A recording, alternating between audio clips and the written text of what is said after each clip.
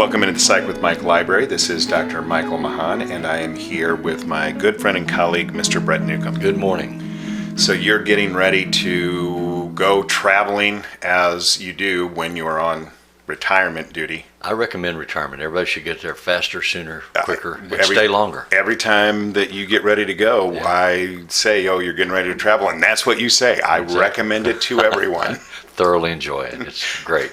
Good life. Well, and you know, the reason why it is such a great experience for you is obviously because you guys, you and your wife, I don't think we've ever said your wife's name, so I won't say your wife's name, did a lot of really good planning.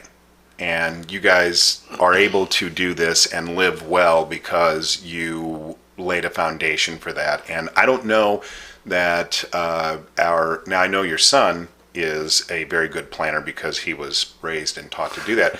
But I don't know that the generation that's coming up is going to have the same means when they get older. My son is just turned 24, and he has a good job, and he planned to get a good job and got a degree in an area that would help him do that. But he has a lot of friends that are his age who did not do what he did. Now they're college graduates with degrees and almost unemployable. They've not been able to find real grown-up jobs. They find, I work at the coffee shop, or I work at the restaurant, or I work, cutting people's grass or walking their dogs, and they don't have a career path and they don't have a clue what to do about it. Yep. It's really sad. It is really sad, and hopefully, and we're preaching Armageddon, and it's obviously not going to be Armageddon. Well, people have been saying that since 2000 BC. Exactly. What's the next generation coming to? Exactly. Yeah. Makes me feel like an old man. Yeah. So in the past recent episodes, we talked a little bit about substance abuse, and we talked a little bit about that in conjunction with what is called attachment. And since we did that episode, it's been really on my mind that we really haven't ever explained foundationally what attachment is in human development. And I think that it would be a really great idea for us to go into that and kind of talk a little bit about that, because I don't think people really do think deeply about that. Why would they? Well, I mean, everybody thinks, oh, I know how to like other people, I know how to love other people, but then most people are in relationships that they find unsatisfying and are oftentimes very, very difficult. And most of the time, what that comes down to is, what is your capacity? What is your understanding of your ability to really be in a communion relationship with another person? I think that most people think that the way that you gauge the strength of your relationship is how much you and your partner agree, which is absolutely the wrong metric. That it has nothing to do with a good relationship. So there are two ways to have this conversation, or two elements in this conversation as I see it. One is, let's talk about attachment theory philosophically. How do people connect emotionally? Which to one would another. be my choice. And the other is, how do you use that information therapeutically? How do you take a couple or a parent-child, wherever the attachment break seems to be, and help them make it better? Which is probably the right way to do it.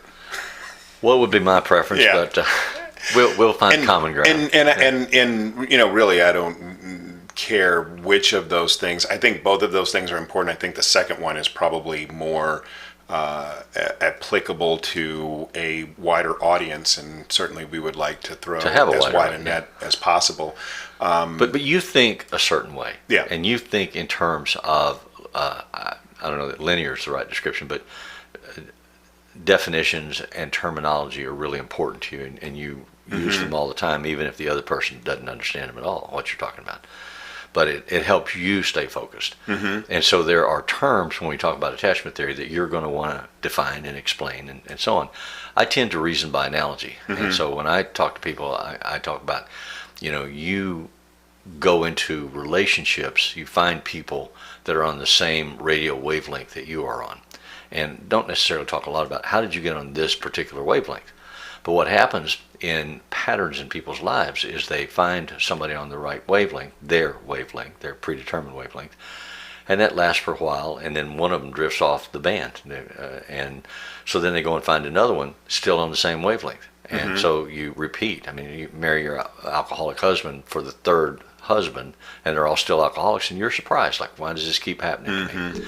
So we talk about how can you change the radio dial, how can you change the frequency that you operate on or that you receive on, and then potentially how can you change the frequency that you send on. But to me, it's all in service of how can we change the pattern in your life so that the outcome is the same as the one that you would talk about philosophically. How do you find relationships where you can be in communion with somebody that satisfies both of you? So. And if you are thinking in terms of how do you change up that dynamic, one of the things that I have always felt like is the start of that process is to say to somebody, you are a radio transceiver. You receive information and you project information, and you're going to be attracted to other people who are about as emotionally mature as you are. Most people, yeah, but I don't say that. I mean, I agree with you. But the use of the word maturity implies a judgment value that you might be making, or at least that's what they would hear, and would cause them distraction. And if they focus on that as it's what they pick out of the message that you send. I think, I had any number of conversations with somebody where I would say, you right now need to be aware that you can't go out with anybody that you're attracted to. And that's right. That's where I get to. Yeah. Is that you have to force yourself to go out with or be in the vicinity of people that you normally wouldn't feel a strong attraction to, but checks all the boxes for. I can't go hang out in bars because all those people are drunk. You know, so go somewhere else. Right. But you also do want to look for people who have personality traits that you aspire to or that you find good, right? So, if a woman says, I don't want to be married to an alcoholic, well, you're probably not going to walk up to somebody and say, are you an alcoholic? And have them say, well, of course I'm not an alcoholic. And then that's going to be true, right? So that is a hard thing to ascertain. So the way that these women or men, whoever, are attracted to these individuals is through some unconscious process. Nobody's consciously aware of it. Yeah. But what then you have to say is, okay, but you are attracted to this person. Let's try and shake that up. Try and be in the vicinity of, in the communion with somebody that you wouldn't necessarily be attracted to, but still checks the boxes. So there's still a good provider. There's still potentially a good husband, a good father. I'm not sure that people, in my experience, think about those things. I know. When I'm looking for someone to partner with, a new woman in my life, I don't think about, is she a good provider? Will she be able to take care of me now that I'm old and decrepit? I think about, is she hot? Right. Is she funny? Is she smart? Is she pretty? And the funny and smart, those things are okay. I mean, provider might be too broad of a thing to say, let's try and gauge that. But, I have these conversations mostly. Is she in debt? Yeah, exactly. Right. Am I going to have to pay for her college? Does she have kids already? Because at my age, if I find a woman, she's probably going to be widowed or divorced with a couple of kids. Am I willing to take that responsibility on? Right. Many people that I talk to don't ask themselves those questions. Exactly. And they say, well, that's cold. How I got to fall in love. And I say, well, it's possible that you fall in lust before you fall in love. And so maybe we could separate our terminology. But I'm thinking of a client very specifically who was in a decades-long relationship with a series of women who were essentially the same woman, very controlling, but in a very passive-aggressive way, and were always trying to emasculate him and make him feel less than, even though they themselves would not say that they were trying to do that. And so over years of therapy, we were talking about, okay, let's try and recalibrate your attractometer. And one of the things that we really practiced was for him to look at women that he wasn't attracted to and assess, is this person a person that I would look at on paper and say could be a potentially good mate? I think that's really strong and really good. I think I would encourage them, don't look for a mate. Go look for a woman that you enjoy spending time with. It makes you laugh, makes you happy, makes you feel good about yourself. And if that starts to happen, then look at some of those more objective criteria. But what you shouldn't do, or won't be successful, is go and do what you've always done before. Right. Well, but if you say, okay, go find somebody that you would be willing to spend time with, my concern is that then how do you get over that hump of the initial attraction? Because it's the initial attraction. There's something about these people that unconsciously is like pheromones that you're being attracted to that aren't good for you. Right. And so how do you break that cycle unless you really try and engage with people that you may not necessarily be attracted to? Well, for years we were focused on work that was done by a man named Harville Hendricks, who said that we're looking for a partner who will help us resolve the unfinished issues from our childhood. So you're looking for a dancing partner who already knows the moves of the dance. And a lot of discussion, well, how do you recognize that person when you find them?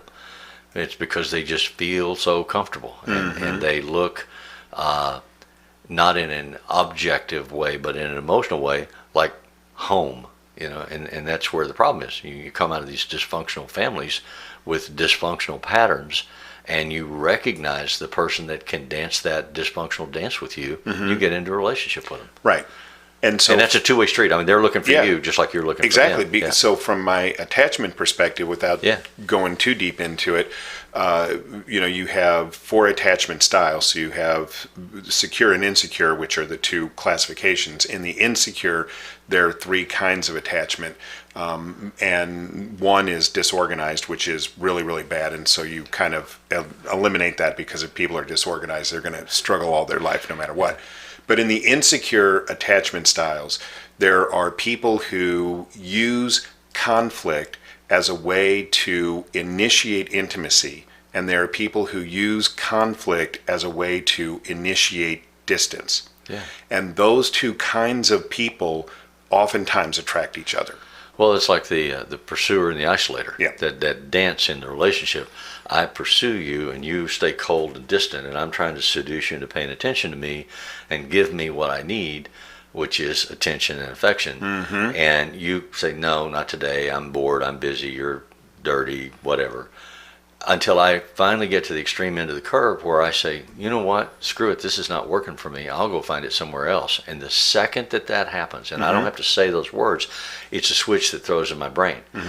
Then I become the isolator, and the previous isolator becomes the pursuer, and they chase me back across the curve. We're doing the same dance with the same conversations and the same issues until we get to the other end of the cycle where that person says, I'm not doing this anymore. And then instantly I become desperate to hold on to them and start chasing them. And so it's just a pendulum swing between those extremes.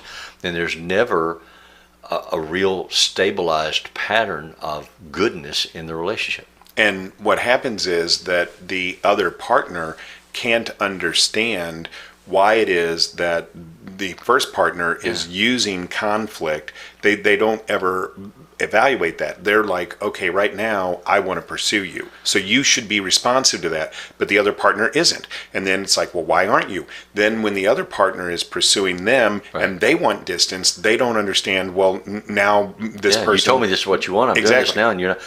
That's why makeup sex is so good for these couples. I mean, they have fights so they can have makeup sex, because the only way they can reach that peak of intimacy in sexual contact is when they're making up from the rawness of a wound, or of the stark reality of their aloneness. And so then they're grasping for that connectivity, and they fall into each other's arms, and it's blissful for an hour or 2 or a day or 2, and then they start dancing again.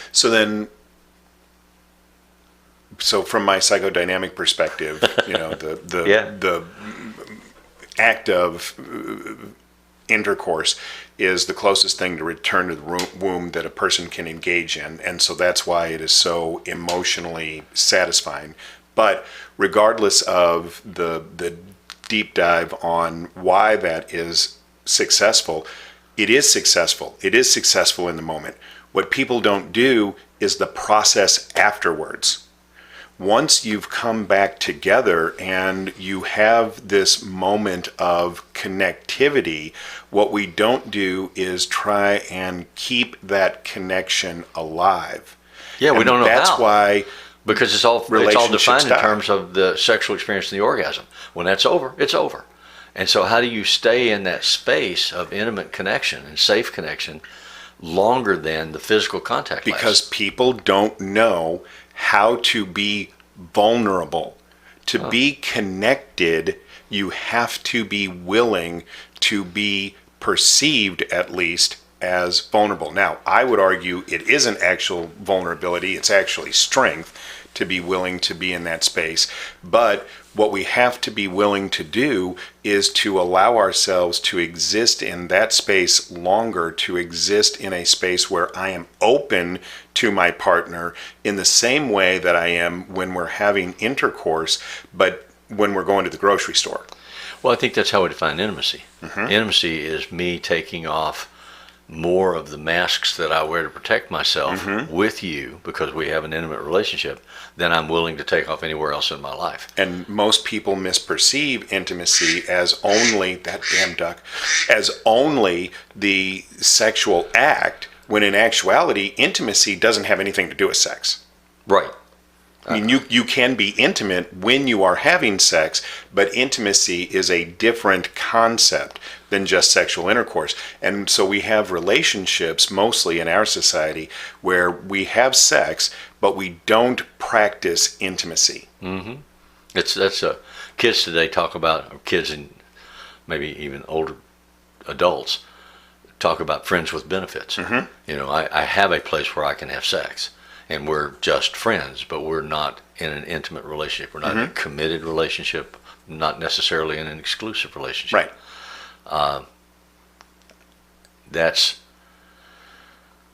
That works to a level to gratify some needs and make us feel less alone, but it's not intimacy. And if you ever know the difference, if you ever experience the difference, then you won't settle for less than that. Well, so my definition of an intimate relationship, and I will throw this out on the table and then see if you agree with it. So and I'll go out even on a limb before I start by saying, I would argue that you and I have an incredibly intimate relationship, even though it isn't a sexual relationship.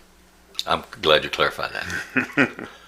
And do you agree? Yeah. Okay. And so the reason why we have this intimate relationship is because an intimate relationship is defined by the levels of honesty, Trust. of trust, Yeah. and of empathy Right. that exist in the Yeah, relationship. because we disagree about so very many things, and we have heated conversations about our disagreements.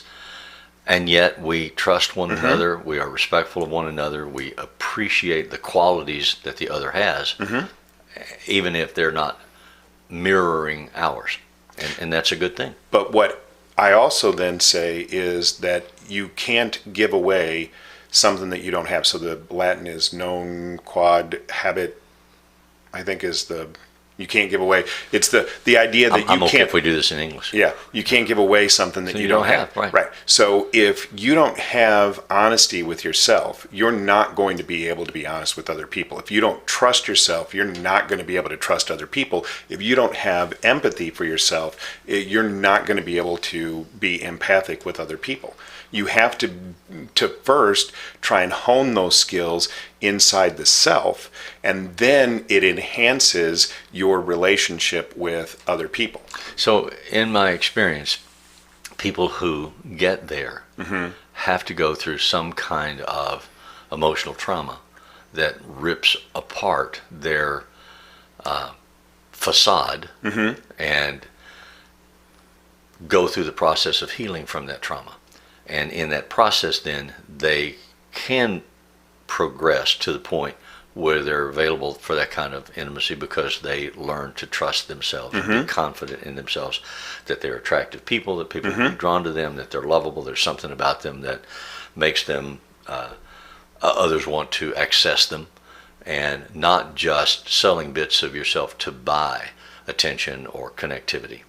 So you're able to say, I mean, and in marriages, when I would do marriage counseling, what I would say to people is, the goal here is to get your relationship to the place where each one of you can say individually, this is who I am. I'm willing to take the risk to show you who I am, to tell you what I want, what I fear, what I need. And then the question becomes, knowing who I am, do you still choose me? Do you choose me freely, or are we negotiating a contract here? And then you present yourself and say, this is who I am. Do you still choose me? And seeing my warts or whatever. And that is just so damn hard to do. Oh, absolutely. To get the language. Because it makes you vulnerable. Because you're putting yourself out there completely en masse and saying, now do you accept me? The perception there is, I have now put myself in a vulnerable position. Now, what I try and tell people in therapy is, you're really not. That's really a sign of strength. If you can put yourself out there and say, now do you still accept me? That's a sign of strength. And here's the real kicker. if that person doesn't, that's not really the person that you want to be with anyway. Now, it's scary or you because... can negotiate a compromise. If you can say to me, okay, I need my friends to reach out to me, to call me, to touch me, to invite me, to say, where are you? I haven't talked to you in a week. I need to see you. And I say to you, that's not the kind of friendship I do. I don't do that. And when I need you, I'll call you. When you need me, you call me. But I'm not sitting around all week thinking, oh my God, I didn't call Mike today. But whenever you pop into my head, I'll give you a call and say, hey, what's up? And so then you have to decide if that's truly and honestly who I am, and that's what I'm offering. Do you want that? Do you want that on those terms? And you say, no, I don't want that. I want more of this. And then we have to negotiate. Where's the acceptable level that quiets each of our anxieties? And so you do that in a marriage, you do that in a loving relationship, you do that in an intimate relationship. And you do that in family relationships. I have all kinds of conversations with clients based exactly on that. You may want, and I'm holding my hands out very wide for people who can't see me, you may want this much of a relationship, and now I'm holding my hands really narrow together, but you may only be able to get this much of a relationship. So you might want a lot of a relationship, but that other person might only be willing to give you a little bit of a relationship. And then you have to ask yourself, is that worth it to me? And if it's not, then you have to put up boundaries. You have to be able to enforce those boundaries, because if you don't, then you're disrespecting yourself on top of being disrespected by that other person. But that goes back to your conversation earlier about how honest are you being with yourself. Yeah, exactly. How much do I really need this? I mean, I'd like to have that. I'd like to have a new computer. But do I need a new computer? And then you have to figure that out and say, okay, this is here's the cost-benefit ratio. It costs me this much to be your friend. Does it benefit me enough to balance that off? So that was a great discussion. That's a callback to a conversation that we were having off mic before we started. So that was very good. Hopefully this was beneficial for somebody. Please give us some feedback and let us know if that was helpful for you. Put comments in the comments section of the YouTube, and subscribe to the YouTube channel by clicking on the icon in the lower right-hand corner of the screen. Please get a hold of us through our email page, psychwithmike.com, which is where the podcast lives. And remember that the music that appears in Psych with Mike is written and performed by Mr. Benjamin DeClue. And if it's Friday, it's Psych with Mike.